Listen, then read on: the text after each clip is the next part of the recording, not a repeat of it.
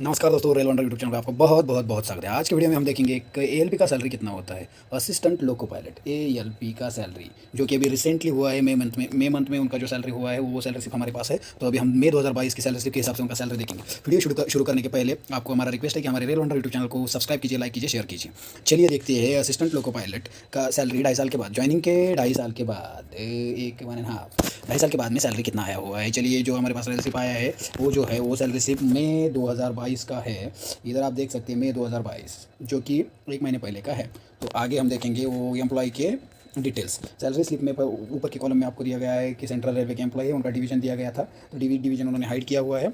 तो चलिए देखते हैं उनके पर्सनल डिटेल्स में इधर आपको देखने को मिलेगा उनका नाम जो है, नाम उन्होंने हाइड किया है। हमें नाम से कुछ लेना देना नहीं है, हमें सिर्फ सैलरी कैसे आता है, कितना डिडक्शन रहता है और किस रूप से वो अपने को मिलता है वो हमें देखना है। तो उसने उनसे नाम से हमें कोई लेना देना नहीं है। तो उसके आगे हमें उनका डेजिग्नेशन मिलेगा। उनको सीनियर एएलपी का पोस्ट मिल गया है, एएलपी में ज्वाइन हुए थे, एएलपी से सीनियर एएलपी बन गए हैं ये सर। तो फिर ज्वाइन होकर उनको लगभग 2 या 2.5 साल हुआ होगा, क्योंकि 2 साल में लगभग सीनियर एएलपी बन ही जाते हैं। तो चलिए आगे देखते हैं कितना साल हुआ है, वो आगे हमें दिखाई देगा ही।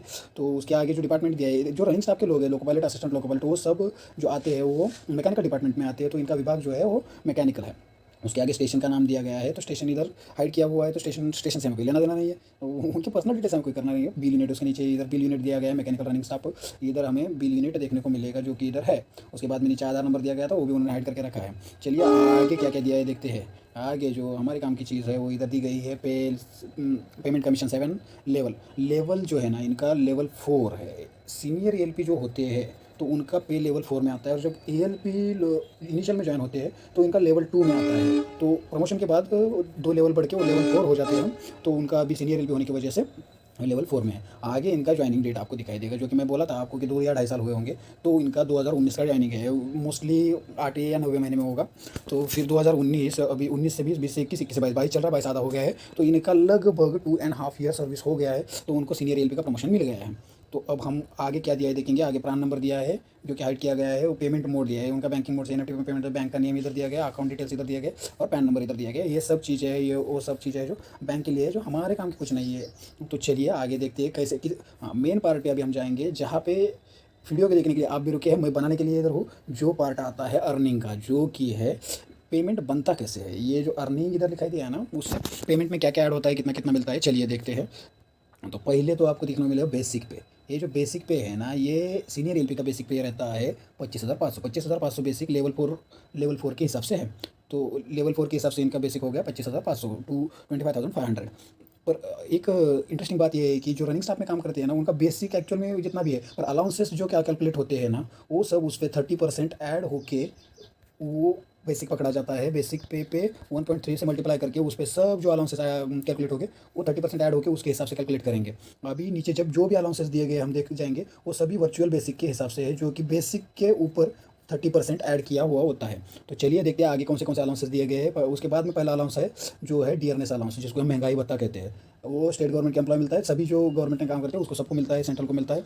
तो उनका अभी जो डीए है वो 11,271 11,271 आया है। तो वो अभी रिसेंटली चल रहा है 34% से, उनके वर्टिकल बेसिक के हिसाब से आ जाएगा, वो है 11,271 रुपये। तो नेक्स्ट अलाउंसेस उनका कौन सा है, उनका नेक्स्ट अलाउंसेस है हाउस रेंट अलाउंस। जो कि जो लोग रेलवे का क्वार्टर लेते हैं उनको हाउस रेंट अलाउंस नहीं मिलता है, और इन्होंने रेलवे क्वार्टर नहीं लिया है लगता है, इस वजह से इनको हाउस रेंट अलाउंस उनके सैलरी में ऐड हो रहा है। तो फिर चलिए देखिए इनका हाउस रेंट अलाउंस है 5,967 रुपये, 5,967 रुपीज़। ये जो है ना हाउस रेंट अलाउंस, वो सिटी के हिसाब से आता है। रेलवे में सिटी 3 हिसाब से डिवाइड किया है, एक्स, वाई और जेड। एक्स सिटी में हाउस रेंट अलाउंस अभी चल रहा है 27%, वाई सिटी में अभी चल रहा है 18%, और जेड सिटी में अभी चल रहा है 19%, 9%, सॉरी। तो अभी इनको जो मिल रहा है वो 18% मिल रहा है, जो कि वाई सिटी के हिसाब से है। अभी उसके आगे जो अलाउंसेस इनका मिल रहा है वो ट्रांसपोर्टेशन अलाउंस है, वो अपने बेसिक पे के हिसाब से बदलता रहता है। इनका भी बेसिक पे 25,500 लेवल 4 में है, तो इनको अभी ट्रांसपोर्ट अलाउंस आ रहा है 2,412 रुपये। अगर यही लेवल 2 में होते तो इनको वही अलाउंस आता 1,800 रुपये, और यही लेवल 6 में होते तो उनको यही अलाउंस आता 3,500 रुपये। तो यही बेसिक के हिसाब से कह सकते हैं या लेवल के हिसाब से कह सकते हैं, वो चेंज होता रहता है।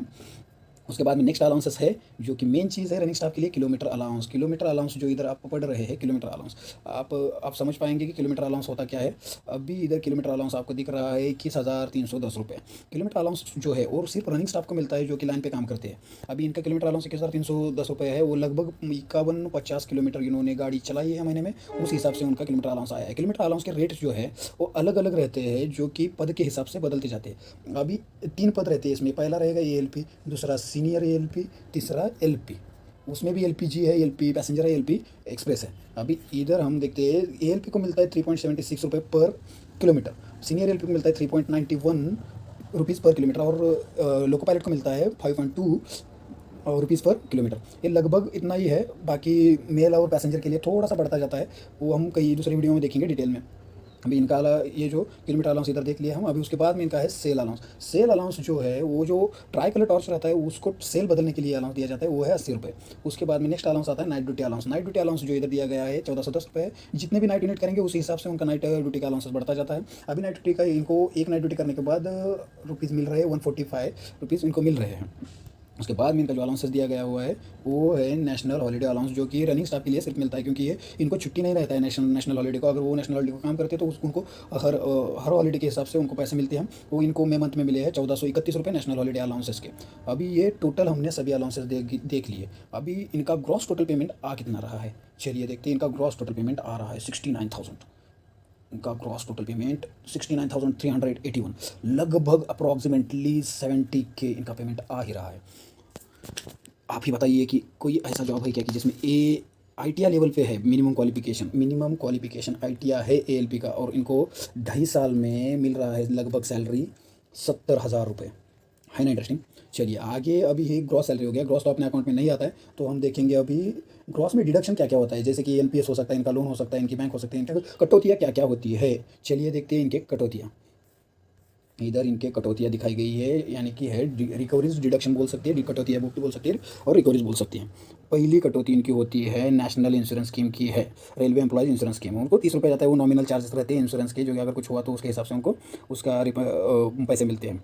और दूसरा इनकी कटौती होती है रेलवे एम्प्लॉयज़ मंथली डिपॉजिटरी। ये कोई कंपलसरी नहीं है, ये चॉइस रहता है कि अगर आपको सेविंग करनी है तो आप मंथली इसमें पैसे भर सकते हैं, और इसके ऊपर आपको 8% का इंटरेस्ट रेट बाद में आपको जब भी ये कट करना है तब मिल जाएगा। अब ये उसको हम सेविंग भी बोल सकते हैं। ये मंथली सेविंग है, आपके ऊपर निर्भर करता है कि अगर आपको करनी है तो ये 1300 रुपये कटिंग करना है, नहीं तो नहीं करना है। अभी उसके बाद में नेक्स्ट है न्यू पेंशन स्कीम। ये सबका कंपलसरी है, न्यू पेंशन स्कीम का ये पैसा सबका कटेगा। वो 4,442 रुपये, बोली 4,442 रुपये इनके न्यू पेंशन स्कीम के कटते हैं। न्यू पेंशन स्कीम का एक छोटा सा इन्फॉर्मेशन बताता हूँ। इसमें 10% एम्प्लॉय की तरफ से कट होता है और 12% गवर्नमेंट उसमें ऐड करता है। वो सब जो अमाउंट होता है वो रिटायरमेंट के बाद में 60-40 में डिवाइड होकर एम्प्लॉय को मिलेगा, और बचे हुए रकम पे जो ब्याज और वो कैपिटल है उसके हिसाब से आपको NPS में पेंशन मिलेगा रिटायरमेंट के बाद। उसके बाद में उनका डिडक्शन है professional tax of Maharashtra government, वो है 200 रुपये। महाराष्ट्र गवर्नमेंट का कोई भी एम्प्लॉय हो, स्टेट का हो या सेंटर का हो, उसमें 200 रुपये का टैक्स अभी पे करना पड़ता है, जो कि चेंज होता रहता है बहुत साल से। अभी तो 2 से चल रहा है, वो बढ़ भी सकता है। उसके बाद में जो कटौती आती है वो CMTD। अभी CMTD क्या होता है, ये है क्या चीज़, CMTD चीज़ है क्या। वो 1300 रुपये का कटिंग हो रहा है।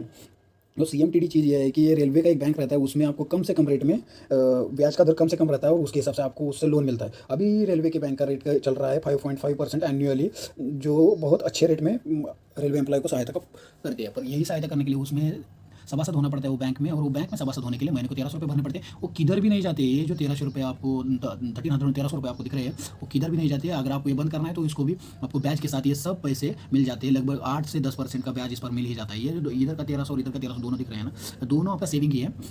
तो फिर इसको कटौतियाँ मानना वैसे गलत है, क्योंकि वो आप बाद में हमें मिलने वाले हैं। तो ये हुई जनरल कटौतियाँ जो कि इनके पेमेंट से हो रही है, ये हुई। उसके बाद में उन्होंने जो लोन लिया है उस पर भी डिडक्शन रहता है। ये लोन का हफ्ता है, वो आपको पता है ना, CMTD जो कट होता है रेलवे बैंक से इन्होंने लोन लिया। अभी रेलवे बैंक से इन्होंने जो लोन लिया है उसका इनका हफ्ता जा रहा है महीने का 4,396 रुपये, लगभग 5,000 के 4,400 बोल सकते हैं। 4,396 रुपये इनका कटिंग हो रहा है। और अभी इधर देख सकते हैं आप, इन्होंने 6 हफ्ते भरे हुए हैं और 6 हफ्ते बाकी है। तो अभी ये सब छोटे छोटे डिडक्शन दिखे। अभी हम पूरा डिडक्शन देखेंगे इतना, इसमें से डिडक्ट होगा कितना टोटल सैलरी के। अभी लगभग इधर देख सकते हैं कि टोटल रिकवरीज कितना हो रहा है। टोटल रिकवरीज हो रहा है 11,668 रुपये, 11,668 रुपीज़, जो नेट सैलरी से डिड्यूस करके जो भी सैलरी आएगा वो इनको हाथ में मिलेगा। पर जो ये ग्रॉस सैलरी है लगभग वो सब उनको कभी ना कभी तो मिलने वाला है। वो एनपीएस का भी मिलेगा, सीएमटीडी का मिलेगा, सेविंग वाला मिलेगा, वो किधर भी नहीं जाएगा। और जो ब्याज के लोन के हफ्ते कटवा रहे हैं वो तो उन्होंने पहले अमाउंट लिया हुआ है तो उसके तो कटने वाले ही है। और दो चीज़ सैलरी स्लिप में दिया गया होता है। इनका लीव बैलेंस इधर दिया गया है एलएपी, वो तो 77 है, बहुत अच्छा है। इन्होंने 3 साल में ही 77 बन के रखा है। और दूसरी चीज़ और ये किधर रहेगी, हाँ ये एलएचएपी है जो इसको हम शॉर्ट में बोल सकते हैं, सिक लीव है इनके पास 30 सिक लीव है। अभी ये सब डिडक्शन होने के बाद इनके पास पेमेंट आता कितना है, मई महीने में इनको मिला होगा 57,713 रुपये, 57,713 रुपीज़ इनको, 57,713 रुपये इनको ग्रॉस पेमेंट, नेट पेमेंट इनके अकाउंट में आया होगा, जो कि बहुत अच्छा है। कोई भी आईटीआई लेवल का जॉब जो एएलपी का इनिशियल जो मिनिमम क्वालिफिकेशन जो है वो आईटीआई है। और कोई भी जॉब आईटीआई को जब ऑफर होता है तो उसके हिसाब से आप देख सकते हैं कि 2 साल या 2.5 साल में आपको कौन सा जॉब 70,000 का सैलरी दे रहा है। तो ये बहुत अच्छा एलपी का जॉब है। तो आप इसमें अगर जाना चाहते हैं तो बेशक आइए, बहुत सारी पढ़ाई कीजिए, ज़्यादा करना भी नहीं पड़ेगा। अगर आपको आना ही है तो आप अच्छे से प्रिपरेशन करके, अच्छे से कोचिंग करके इधर आ सकते हैं। और आने के बाद काम भी अच्छा है, सेंट्रल रेलवे का है, सिक्योरिटी है, सब है। तो फिर आइए, आपका रेलवे में वेलकम है और आपके लिए बहुत बहुत शुभकामनाएं। आप रेलवे में सिलेक्ट हो इसलिए। और एक रिक्वेस्ट है कि हमारे वीडियो को लाइक कीजिए, शेयर कीजिए, सब्सक्राइब कीजिए और चैनल को सब्सक्राइब जरूर कीजिए। Thank you very much.